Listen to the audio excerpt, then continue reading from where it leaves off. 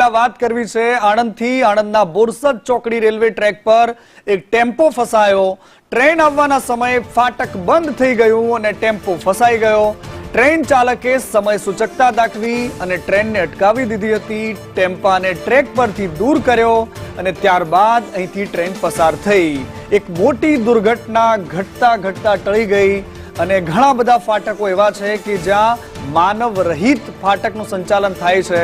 કેટલાય ફાટકો એવા છે કે જ્યાં રેલવેના કર્મચારીઓ હોય છે ફાટક બંધ કરવામાં, પરંતુ આ ગુજરાત છે અને આપણા લોકો છે ગમે ત્યાંથી નીકળી જવાની આદત અને આ બધાની વચ્ચે આ ટ્રેક પરથી ટેમ્પો ઘુસાડવાનો આ પ્રયાસ અને અચાનક જ ટ્રેનનું આવવું મોટી દુર્ઘટના થાય તેમ હતું। તેમ છતાં પણ લોકો પાયલટની જે સમય સૂચકતા છે એના કારણે આ દુર્ઘટના ટળી છે।